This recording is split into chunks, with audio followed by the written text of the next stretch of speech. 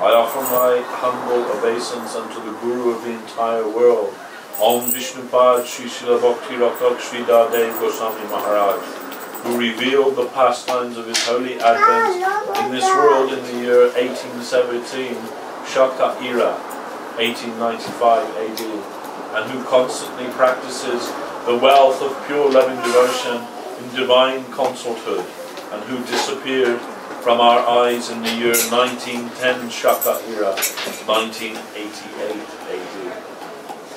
Oh my dear mind, please engage yourself eternally in the worship of Srila Bhakti Raksak Sridhar Dev-Goswami Maharaj, who has manifested his form as Sri Gurudev, who is the giver of all perfection, whose charming golden form is beautifully reposed with sweetness and tranquility, dressed in radiant saffron robes. He is rich with perfect devotional conceptions, highly learned and preeminent among the followers of Srila Saraswati Math. Today is the disappearance day of our beloved Guru Maharaj, Srila Bhakti Raksak Sridhar Dev-Goswami Maharaj. And we have come to sing his eternal glories, although of course we are unfit to do that. But still, as aspiring to be worthy of the title of disciple of His Divine Grace, it is our duty to try to do that for His greater glory and also for our own purification. I want to first of all ask Sriman Dayanidhi Prabhu to say a few words. I thought this person is definitely not of this world, and I maintain that today, and you all have witnessed. Gurudev, his fruits, such as Gurudev, which was his companion, his pasha basically, they were sweet, and we see the fruits that he brought as well, and what he gave us, filled with love, compassion, kindness, filled with Krishna consciousness. So this was what we were experiencing, and that stayed with me up to this day. But I know at every time we would go to Navadip, Guru Maharaj was always particularly careful. Not careful, he cared for everyone who is coming into the temple, into the mat. And I remember one time I went there. I didn't expect, Guru Maharaj was, he even knew about me or anything like that. But I went and there were a few devotees gathered, and he was lying on his bunk in the afternoon. Sometimes he wasn't so well, or he was just having an afternoon, siesta or lying. And devotees would flock around him, and they would ask questions or something, just sit there with him, just want to be with him, in his environment. So I went up because I just arrived, and Guru Maharaj says, "K," and someone said, "It's Dayanidhi, Guru Maharaj." He said, "Oh," and he says, "Oh, Dayanidhi Prabhu," and they said from London. He said, "Oh, Dayanidhi Prabhu," and he got up from his bed. It's just to see the kind of personality. I'm insignificant, nobody. He got up from his bed and putting his hands together, pranam, and he's saying, "How was your journey? And was it a nice journey, or was it difficult? Have you had a bath or something to eat? Have you got a room, to stay?" And he's concerned. He's showing, and I saw this message, his hospitality, caring. And I couldn't believe that. Someone who is so lofty, doesn't belong to this world. So lofty, is beyond this realm. And he's offering respect, sitting up to offer insignificant nobody respect. So how much can we learn from that? How much we have to learn about this thing that Srila Guru Maharaj has always been pressing about respect, giving respect and honor to all, and not requiring any for us, for ourselves in return. And Guru Maharaj was giving us that, showing us that, and we saw it in Srila Guru Maharaj, he lived it, to worship Guru Maharaj for who he was, not was but is, and what he's left us. So I feel very happy, and I can't say grateful, because I'm so fallen, I don't know the meaning of the word. But somehow I'm able to, even in my fallenness, I'm able to appreciate what He's given us. And for that I want to stick around, as He says, gather around, get the association of the Vaishnava. I want to stick around that. And my greatest fear in the universe, in all my existence, I'm not afraid of a dragon, I'm not afraid of that. I'm afraid, but my greatest fear is to lose the association of devotees. And this is because Guru Maharaj has taught us how valuable such a thing is. And I'm clinging on. Prabhu, Rajendra Krishna Prabhu and Vasudeshwar, they are both very old faithful disciples of Srila Guru Maharaj. Come and blessed us with their association today. Please, Prabhu, say a few words about Guru Maharaj. At my heart, I have been looking for some sincere devotion to the Almighty Krishna through these people over here. So which I got from Guru Maharaj's camp and Guru Maharaj and Acharya Maharaj. I have seen all of them. That we have been very, very lucky and I like it. Our Guru is always with us if we follow the principles laid down by him by our spiritual uplift. So at the moment is all I can say. We should try to follow. Tanala Pisnichana, Tarura Pisnishuna, Vanina Mandana Kirtaniya Sadhari. Also, maybe she's a little shy to say anything, but our Anjali Didi, she had been more than 10 years before any of us met with Guru Maharaj. She was sitting with Guru Maharaj and Guru Maharaj, chatting with Guru Maharaj like they were old friends, and Guru Maharaj very merciful to her. You want to say something about Guru Maharaj?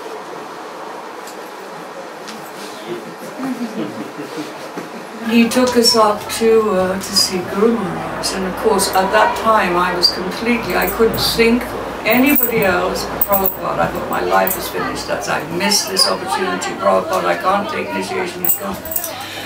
So anyway, going up the stairs, and there was Guru Maharaj sitting there, and it was very sort of different then. It was like, it seemed a lot more clumps of books piled to the ceiling, and very sort of dusty and so simple, and and he was sitting there, and immediately I could see, this was not, my knees gave away, and of course I fell to my knees and I paid 9 dandavats. And he was so kind, and he called me forward, and he was sitting on his bed there in the out of his room, just outside. And I was sitting right in front of the bed here, and I told him the story of my life, of the beginning of my search, all the incidents that had brought me, like desperately craving this, this illusory Krishna, and so many, and he could see, obviously, I told him everything. And we used, I don't know, he was just so kind to me, and I knew he was an extraordinary personality, but of course I'm learning more about actually who he was after the event. But now Guru Maharaj is not physically present with us. Then we have to be responsible for our own good and bad. The buck stops with us, so to say. When you're a little boy and you know your father's there to protect you, you can do anything. You can go up to the big man and kick him on the shins because you know Daddy's there, he'll take care of me, I'll be okay. But when that is not there, then we have to be a little more careful. Of course, as Rajendra Krishna Guru very rightly said, that if we follow the teachings of our Gurudev, then our Gurudev is always with us. As Bhaktivinoda Thakur has written, he reasons ill who says that Vaishnavas die. For Vaishnavas live in sound, and living, they try to spread the holy life around. So he lives in his instruction to us, his teachings to us, and the faithful disciples, they live with him in their faith. So our Gurudev is always with us. But still, as I was saying this morning, I remember when Paramahamsa Akinchan Krishnadas Babaji Maharaj, when he passed away from the world and the news came, he was living in Vrindavan and the news came to Guru Maharaj. Guru Maharaj was very close friend of Krishnadas Babaji Maharaj. And the news came that day, and Guru Maharaj, he folded his hands and he said he has left the manifest Nandagram and entered into the non-manifest Nandagram. Nandagram, of course, is the place in Vrindavan where Nanda Maharaj lives, and that was the place of Krishnadas Babaji Maharaj's bhajan. He lived there. So when he passed away, this is how we consider with the Vaishnava. Not that they are dead, but rather they have entered into the non-manifest Leela of the Lord, and where we cannot follow, actually. We cannot follow them there. We cannot see them there. But still, they can extend their grace to us from that place, and they can be fully conscious of us from that place. And if we will try with our hearts, sincere heart's effort, to follow in the line of our Gurudev as much as possible by us, then he will be attracted to extend himself to us, to see what we are doing and where we are going, and this way he will be with us in our life. Srila Sridhar Maharaj, as everyone has pointed out, he was a very extraordinary Vaishnava. Even his own Guru Maharaj recognized him as an extraordinary Vaishnava. And his Guru Maharaj was Bhaktisiddhanta Saraswati Thakur, the founder of the Gaudiya Mission and Gaudiya Math. The foremost preacher of Krishna consciousness in the modern age. That was his Guru Maharaj, and his Guru Maharaj considered Sridhar Maharaj to be a Vaishnava of exceptional qualities. And how we became connected with him, we cannot understand how it is possible, actually. But by Krishna's grace, somehow or another we found ourselves at his lotus feet. Actually, by the grace of Srila A.C. Bhaktivedanta Swami Maharaj, we found ourselves at his lotus feet. Because of his preaching, we heard about Krishna.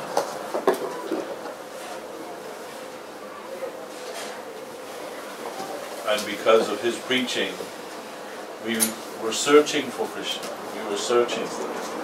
When I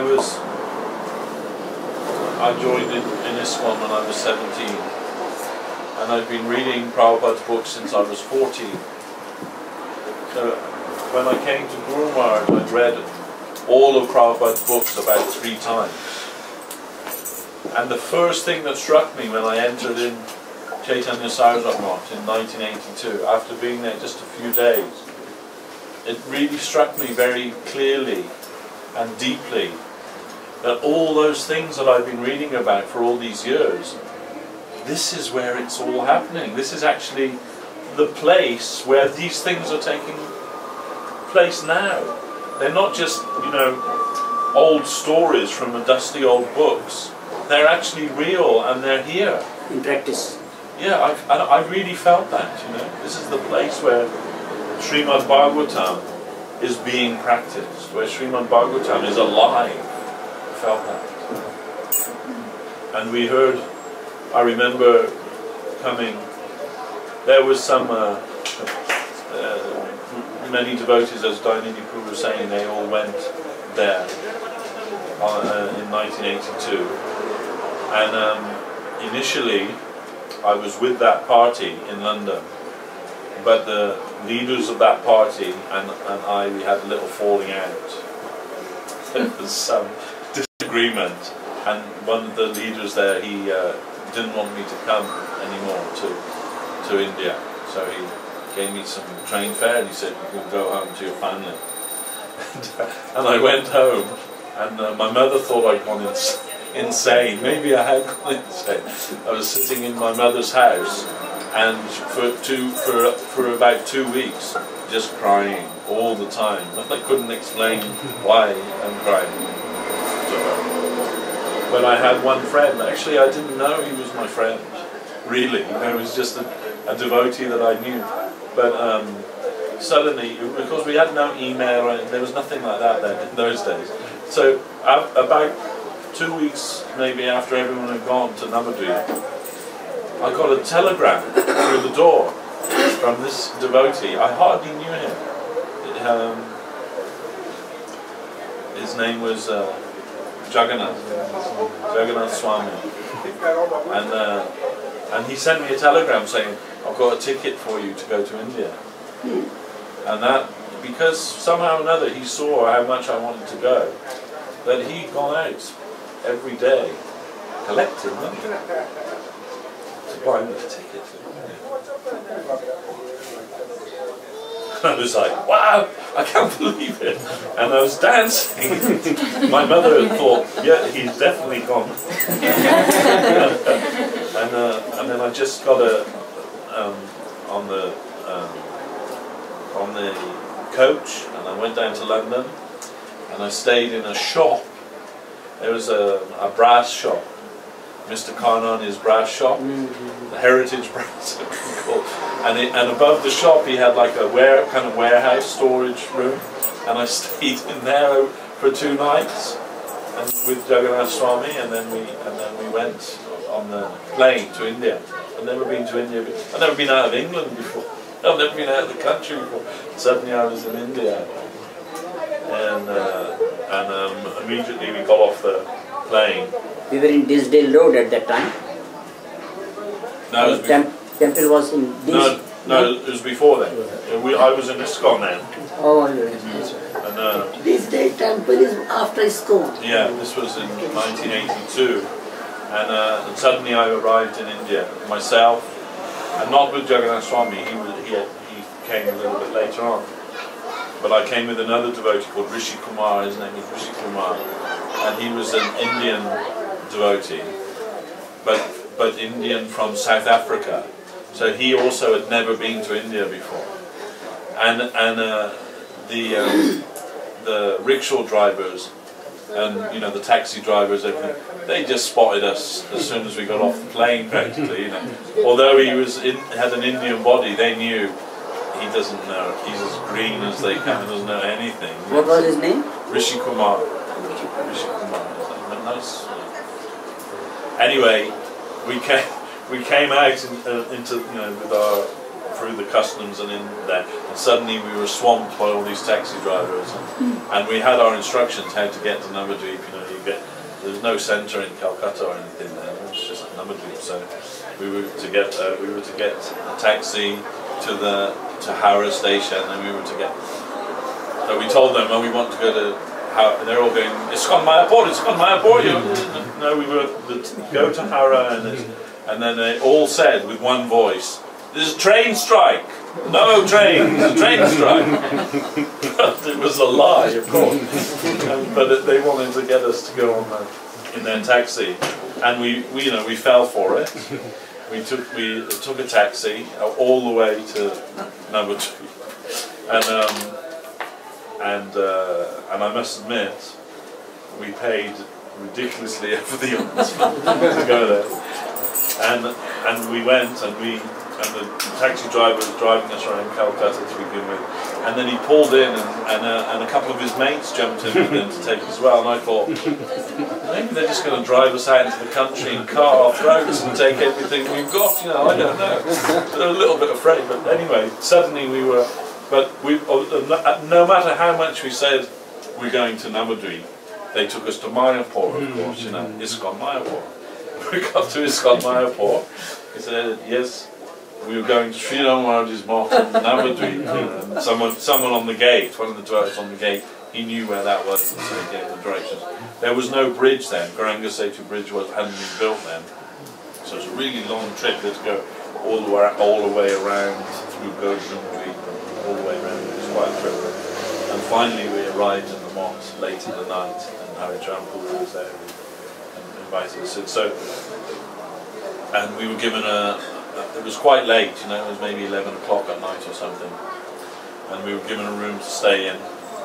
And the next morning we came up and met Srila Sridhar Maharaj, and he's very asking us if we had bedding and if we had a mosquito net, and very he must be quite active at that time. Yeah, and very caring, as Dayanidhi Prabhu said, very concerned that we would have everything. And then he was speaking with devotees. There was some devotees from ISKCON there, some sannyasis and Western sannyasis and so on. And he was speaking, and I very clearly remember the first thing that I heard him say. He was talking about the difference between Vrindavan Leela and Dwarka Leela. And he's saying, that in Vrindavan, Srimati Radharani, she takes the foremost position. But and her rival in Vrindavan is Chandravali. She's the head, the rival group of Radharani's group. She's the head of that group, Chandravali. Then he said, but in Dwarka, it's reversed. That Rukmini, she is the first queen, head of the queen. But she is in Vrindavan. She's Chandravali, and Radharani is Satyabhama in Dwarka. But this was the first thing I heard from Guru Maharaj, the difference between Dwarka and Vrindavan Leela. Something a little bit. And the other thing was Guru Maharaj very always concerned for everyone. I remember after we'd been there a few days we were myself and the devotee Vishnu Kumar, we decided to go into Navadvip to have a look around the town and like that, and we were just getting the rickshaw, and one of the brahmacharis, his name was Jai Gauranga, he came up and he said, "Where are you going?" So we're going down the town. He said, "Did you tell Guru Maharaj where you were going?" I said, "No, he didn't." He said, "He'll be very upset if you just go without telling him like that." And my first reaction was like, well, what's the problem? I was kind of a little bit, but then I realized it was because Guru Maharaj was very concerned for everyone, he wants to know where everyone is, that everybody's okay, So it was a kind of a new experience for me, that somebody like that, big guru, that he wants to know if someone's going to the market, who they're going with, will they be safe, and so on. Anyway, as Dayanidhi Prabhu says, the next year in 1983, we took initiation from His Divine Grace, and we would go every year to see him up until the time of his passing. And we were so fortunate to have his association for those 6 years. And always, Guru Maharaj revealing something new and something very deep. And his contribution to Krishna consciousness is very significant, actually. When the first book of Guru Maharaj came out, that was actually not the first book in English. The first book in English was called Ambrosia, the Life of the Surrendered Souls, and it was an abridged version of Prapannajivanamrita, and it was published by Bhakti Puri Maharaj and translated by Bhakti Vigyan Bharati Maharaj. But Bharati Maharaj, not Chaitanya Bharati Maharaj who stays here, but another Bharati Maharaj, Bhakti Vigyan Bharati Maharaj, who was a good Sanskrit scholar.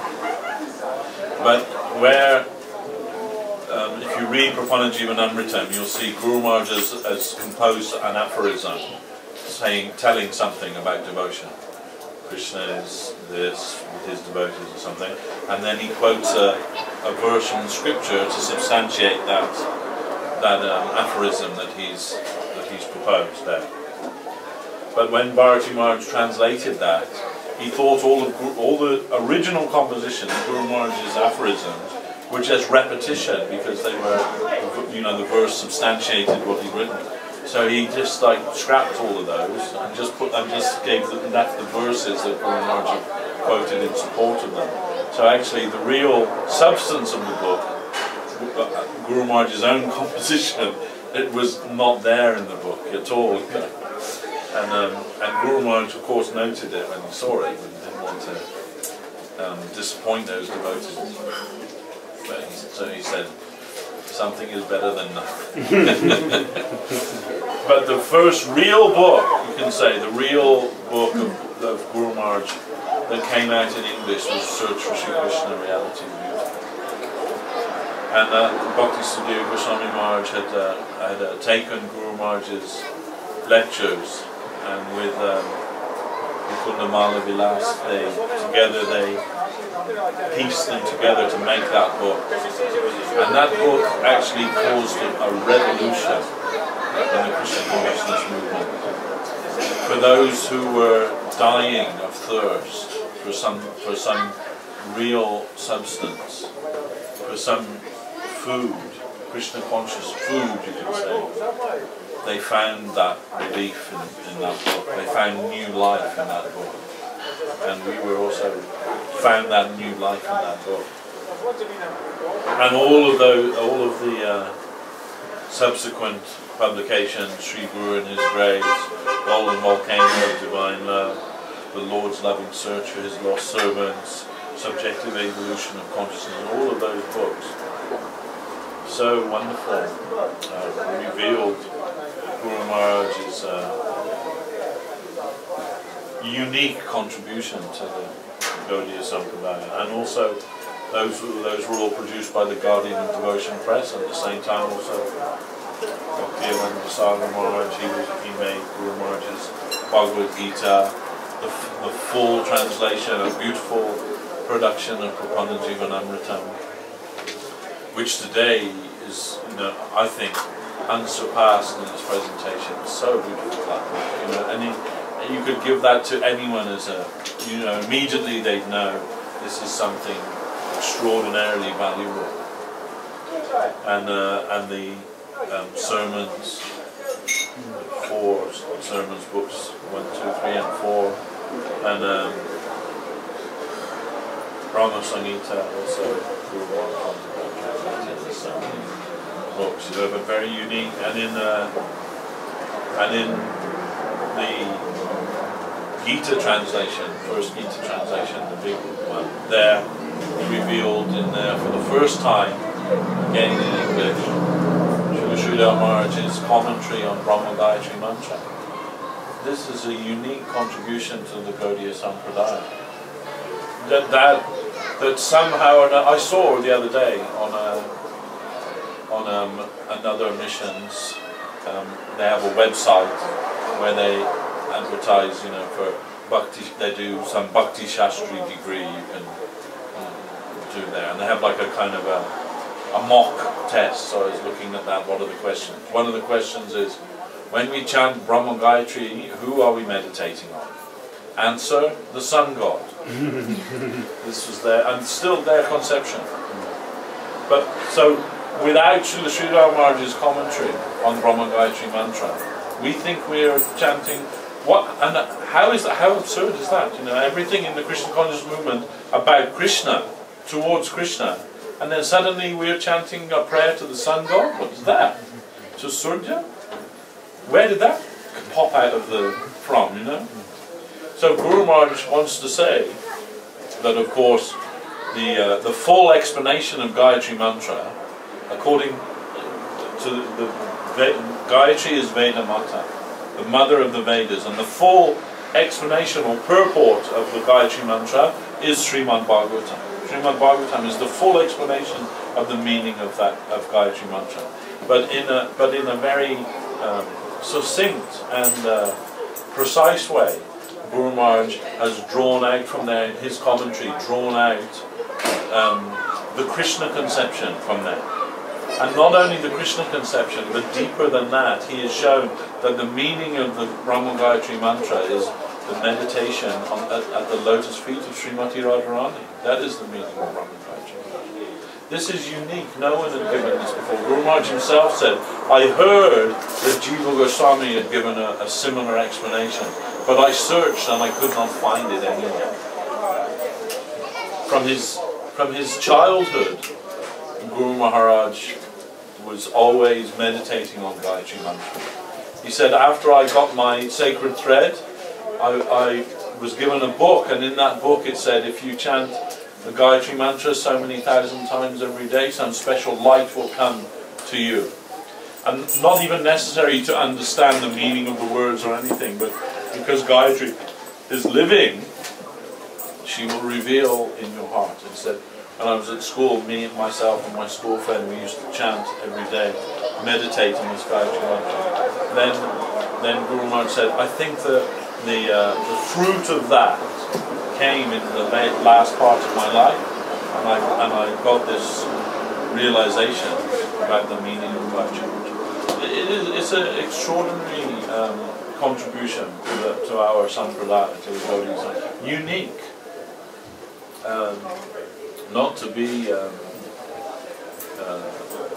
underestimated, the value of that. But not only that, I think all of his Guru Maharaj's books, his very talks, which those books are of course the printed form of that. Guru Maharaj's talks are so captivating. His language, like when he would explain Krishna consciousness, it was like hearing poetry. His explanation is poetry of the highest types, and in a very simple, succinct, and precise way, he can reveal very deep and complex subject matters, very deep and complex siddhanta, su-siddhanta, in a very perfect way that everybody can understand. That I think any intelligent, educated person would be able to appreciate Srila Sridhar Maharaj's presentation of Krishna consciousness. And you know, Bhaktivinoda Thakur made that prediction within 50 years. The men and women from all over the world, they will come to join with the Bengali devotees and with arms upraised, chanting Jai Sachinandana, and going from place to place where Mahaprabhu made his eternal pastimes, joining together, dancing together, hand in hand together with the Indian devotees. And Srila Govinda Maharaj said, I read this prediction, but I thought Yeah, one day maybe, but not in my lifetime. But now we see that that prophecy has come true. We are all part of that fulfillment of that prophecy. But I think that the real fulfillment of that prophecy, that the writings and teachings of Srila Sridhar Maharaj will be instrumental and entirely necessary for that to be fully realized. His contribution and presentation of Krishna consciousness is unique and charming to the extreme. So charming. No, who can not be charmed by that? What Bhaktivinoda Thakur said, it cannot but be that the intelligent people of the world must come to accept the conception of Chaitanya Mahaprabhu. And I think Guru Maharaj's presentation of that conception will be instrumental in making that prophecy become a reality. So unique is his presentation. Not formulated, not dogmatic, not not just repetitious. Srila Sridhar Maharaj said about his Guru Maharaj, when I heard him speaking, I thought, my first impression was, this is not a man just vomiting what he's read in a book. This is someone giving substance, giving something unique. And this is Srila Sridhar Maharaj's nature also like that. Giving something unique and something that no one else could give actually. Many things, many revelations he gave to us. Many gems, many jewels. And of course the very foremost of those jewels, most resplendent, shining of all of those jewels, is Divine Grace Bhakti Sundar Govinda Maharaj. The embodiment of Guru Maharaj's compassion, the embodiment of Guru Maharaj's, you can say, outreach to the people. Guru Maharaj, Saraswati Thakur asked him to come and preach in London. He said, "Oh, I do not mix very well with them. I don't understand their customs. I can't understand their intonation. If you spend money to send me, you won't get a very good result." And then send somebody else, and so someone else was sent. But Guru Maharaj always knew that was his service to do that, and particularly that was his service here in London, because Saraswati Thakur wanted to send him here in London, and he fulfilled that desire of his Gurudev through Srila Govinda Maharaj. And Srila Govinda Maharaj come here, and Srila Govinda Maharaj established this Sri Chaitanya Saraswat Math in London. And of all of his temples all over the world, he always considered London to be his Guru Maharaj's temple.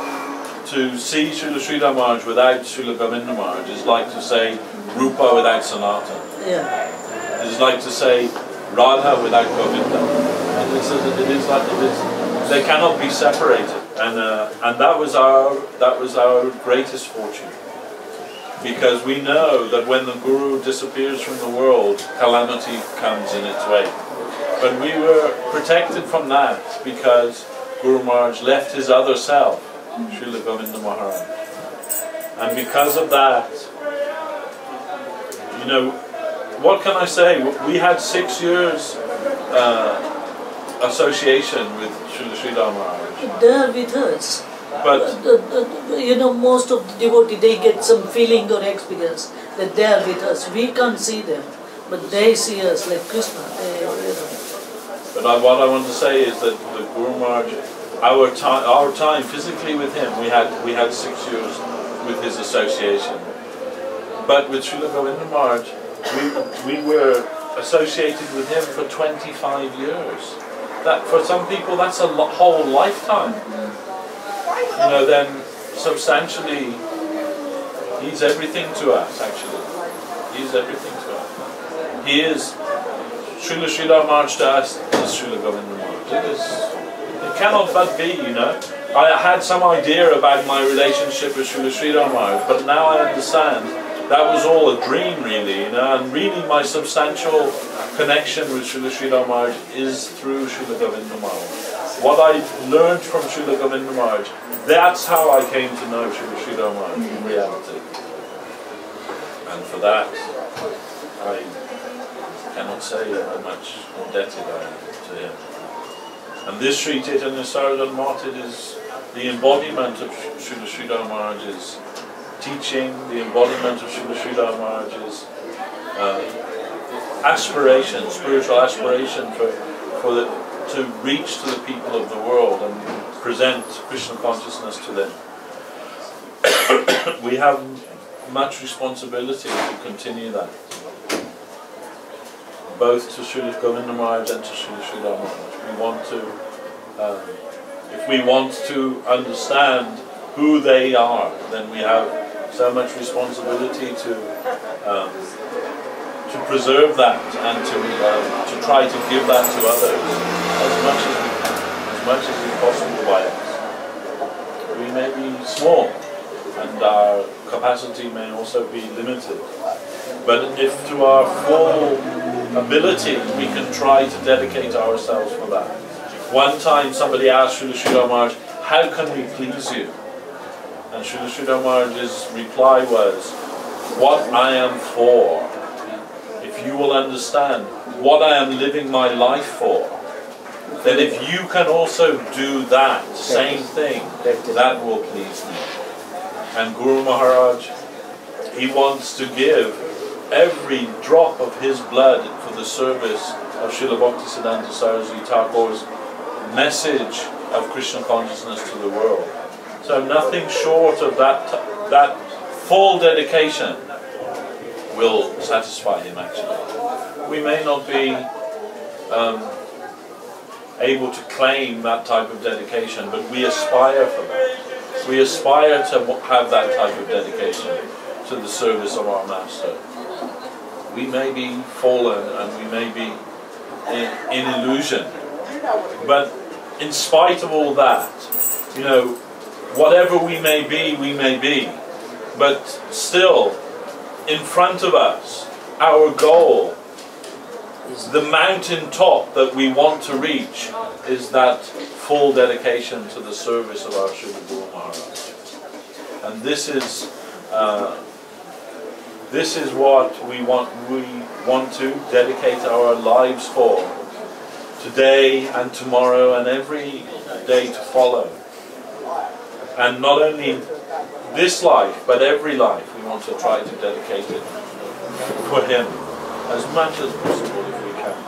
And it is my prayer, as much sincerity as I have, I want to pray at the lotus feet of Srila Guru Maharaj that he will bless me to be able to do that. And with you also, your blessing and always your kind association, we will go together. Srila Guru Maharaj would say, we must go on, either alone or with company, but we must go on.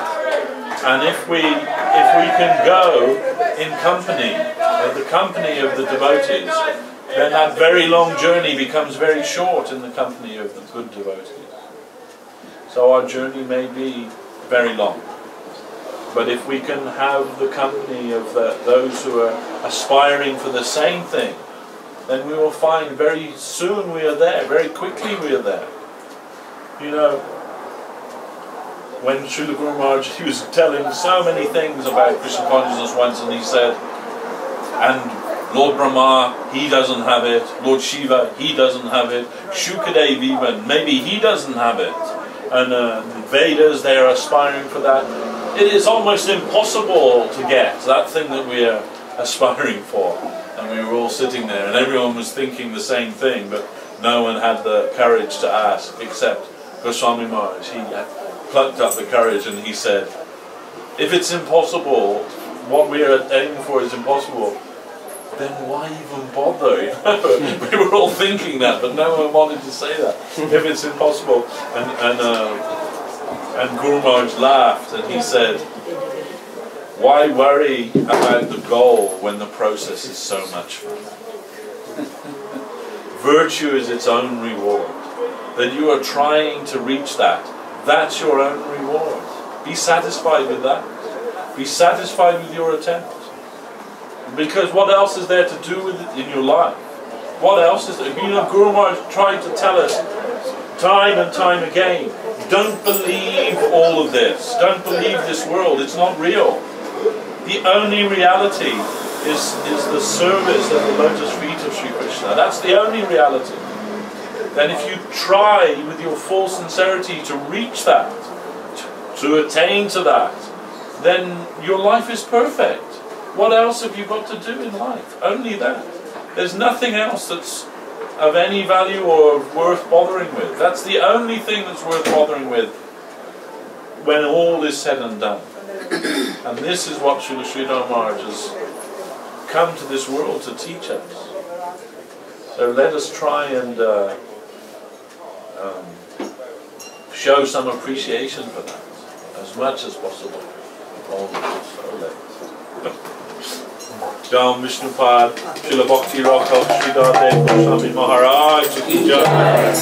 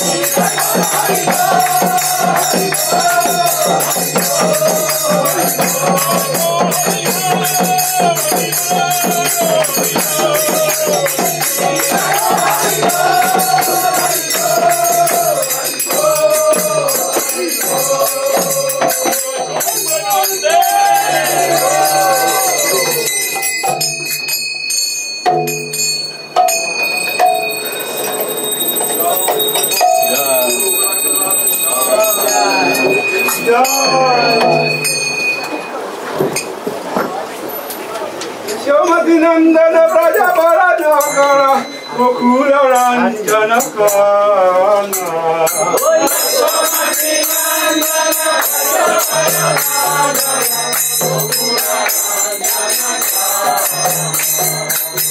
Yomati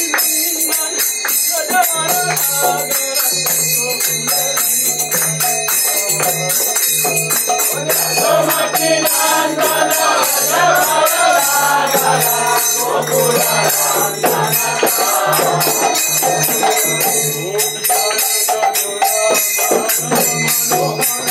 Raja